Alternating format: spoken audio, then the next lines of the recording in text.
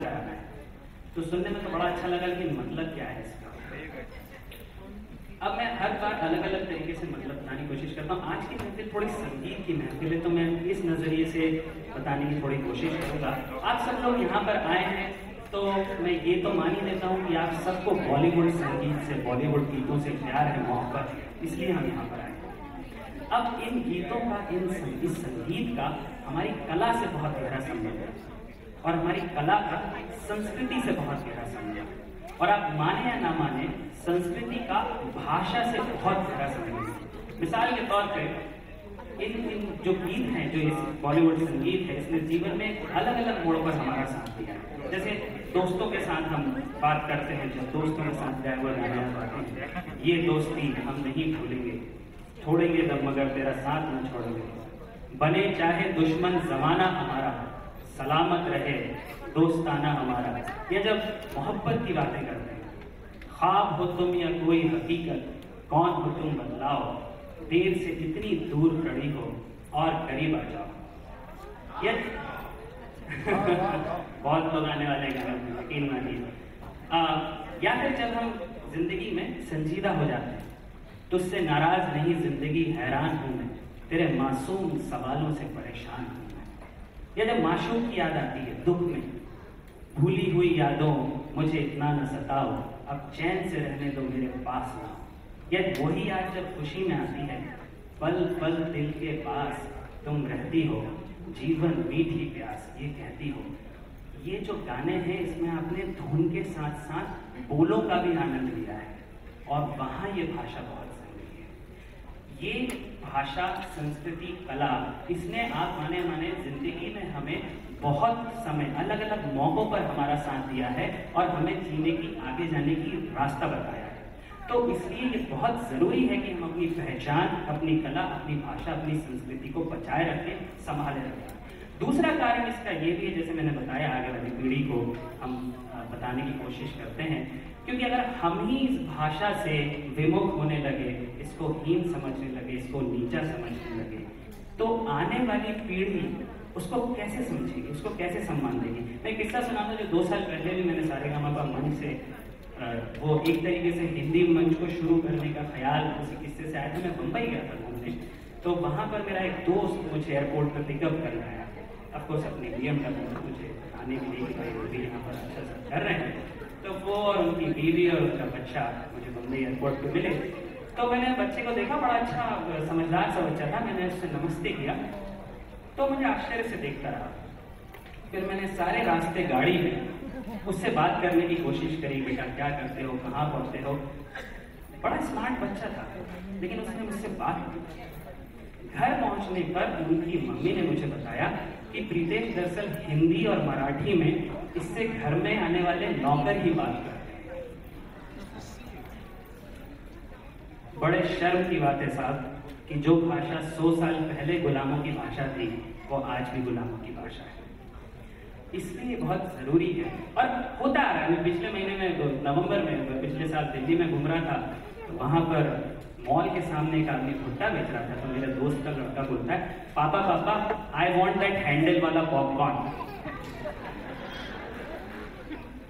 भुट्टे को हैंडल वाला पॉपकॉर्न।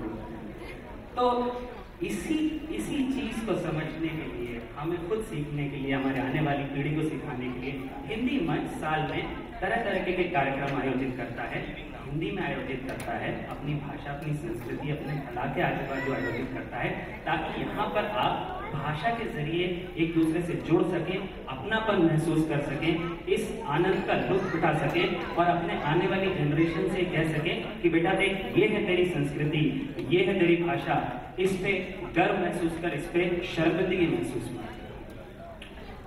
बाकी आज के कार्यक्रम जो हमारा है, वो इन्हीं कार्यक्रमों की श्रृंखला में अगला कार्यक्रम है।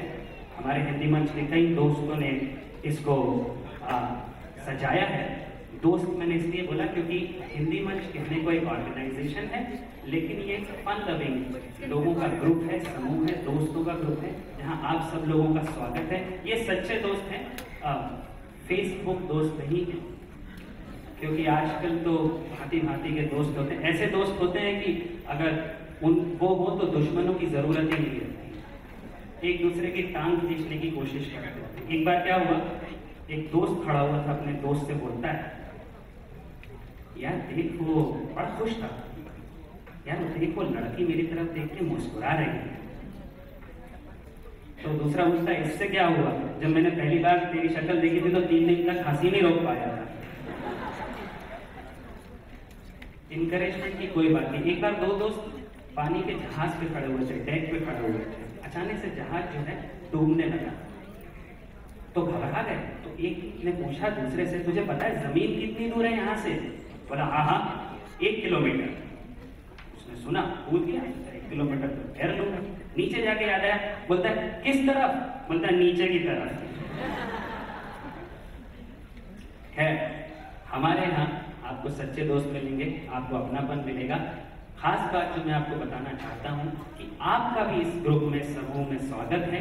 हमारे बाहर मेंबरशिप टेबल आप जाके वहाँ पता करिए कि किस तरीके से आप हिंदी मंच में जुड़ सकते हैं, मेंबर बनना चाहते हैं, हम लोगों के ग्रुप में शामिल होना चाहते हैं, इस मंच पे परफॉर्म करना चाहते हैं। क्योंकि यकीन मानिए आज इस मंच से 75 से ज़्यादा लोग जो परफॉर्म कर रहे हैं उनमें से कोई प्रोफेशनल नहीं है।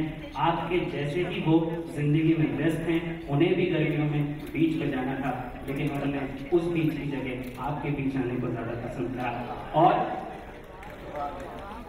ताली बजा सकते हैं अगर आपकी इच्छा हो। मैंने देखा कि लोग यहाँ तक आके रुक गए, मैंने कहा जरा मैं ही धक्का लगा दूं। तो मैं ये कह रहा था कि आप लोगों का इस ग्रुप में स्वागत है। इन लोगों की परफॉर्मेंसेस अगर आप ये मन में रख कर देखेंगे कि वो आपके बीच में से ही हैं, तो आप उन लोगों का हौसला जरूर बढ़ाएंगे। तो मैं आपसे गुजारिश करूंगा, आज का कार्यक्रम उस बात को ध्यान रखते हुए देखें और तालियों से इन सब लोगों का स्वागत करें और आज के कार्यक्रम को आगे बढ़ाएं, जिसका नाम है हिंदी मंच सारेगामापा 2012। बहुत बहुत धन्यवाद।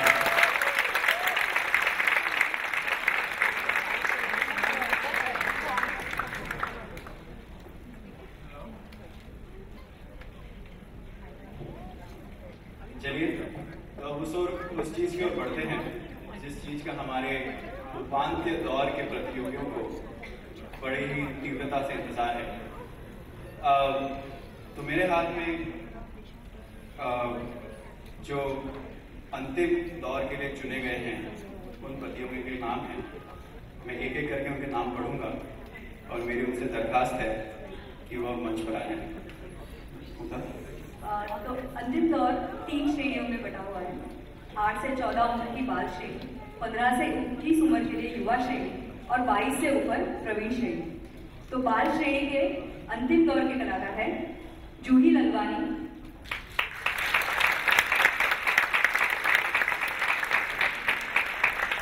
नेहा पंधे,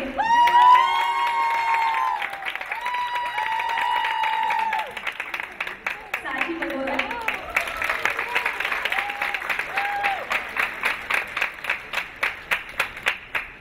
युवा श्रेणी के हमारे कलाकार हैं आज शैली शाह,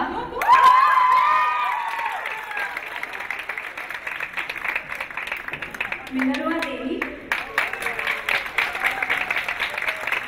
और राधिका चंद्र।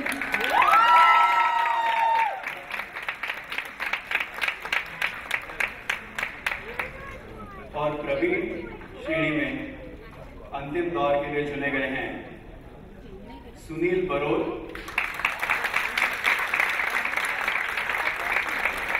वैलेंटिनो अल्मेडा, प्रसाद पाटवलकर,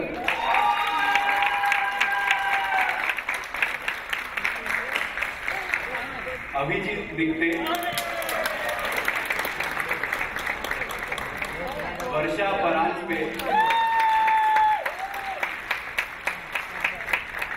और नरेंद्र प्यासी।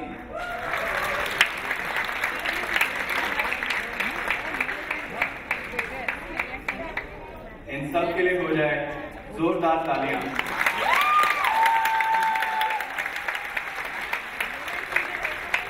बहुत ही कठिन दौर थे और ये यहाँ तक पहुंचे। आप सबको बहुत बहुत बधाई और बहुत सारी शुभकामनाएं। मंच के पीछे अगर श्रीनिवास जी से मिलेंगे तो आपको बता देंगे आपके गाने का क्रम कैसे है। तो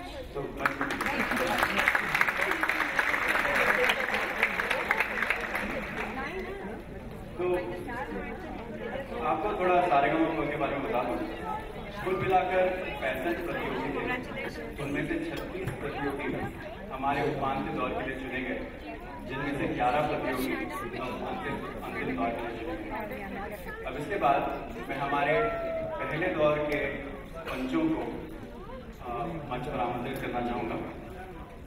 तो हमारे पहले दौर के पंच थे ज्योति शर्मा, साधना उपाध्याय, रवि तोड़ती, मीना सुंदरम, कुमकुम दिलवाली, प्रदीप शुक्ला, श्रद्धा अग्रवाल, माधवी मराठे, सरिता देशपांडे और अनुराधा पलकुर्ती। ये आपसे दरखास्त है कि आप मंच पे आ जाएं। रवि जी,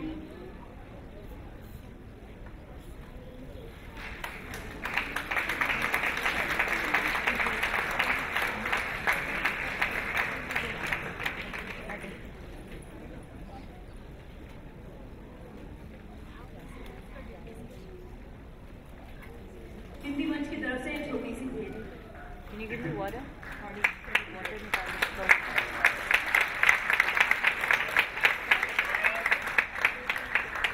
तो हमने 3 जगहों पे पहला दौर कंडक्ट किया, फ्रेमिंघम, वॉथहैम और चैम्सबर्ग। धन्यवाद।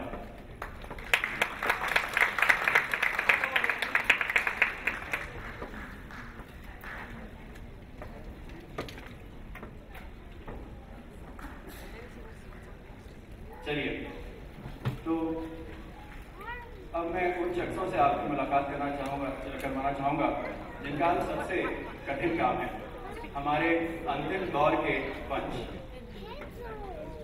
चलिए मिलते हैं आज के हमारे पहले पंच, पंडित संदीप घोष। पंडित संदीप घोष जी भारत के जाने माने हिंदुस्तानी शास्त्रीय संगीत के कलाकार हैं। शास्त्रीय संगीत के अलावा वे भजन, रविंद्र संगीत, नजरुल गीत और श्यामा संगीत में भी प्रतिभावान हैं। भारत और संपूर्ण विश्व में उनके अनेक संगीत के समारोह हुए। संदीप जी कैलकाटा के रविंद्र भारती विद्यापीठ में प्राध्यापक भी हैं। Sandeep ji all India radio के बहुप्रशंसित कलाकार हैं। उन्होंने युवा कलाकारों के लिए दीदी नामक एक संस्था का संस्थापन भी किया है। वे ज्ञानवाणी एक शैक्षणिक FM रेडियो स्टेशन के जरिए संगीत की शिक्षा भी देते हैं। तो आइए स्वागत करते हैं संदीप घोष जी का।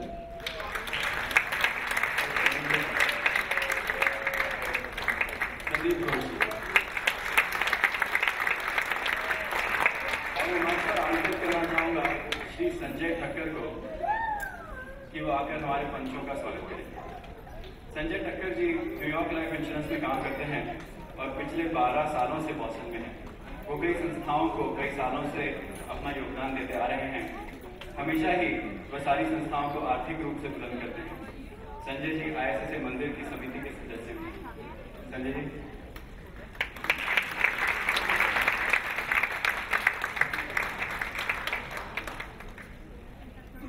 इसके बाद मैं आमंत्रित करना चाहूंगा श्री आशीष सेनगुप्ता को। आशीष सेनगुप्ता जी के बारे में कुछ कहने से पहले यह सवाल उठता है कि कहां से शुरुआत की है। आशीष जी एक विश्वविख्यात तबला वादक हैं और आपका स्वागत।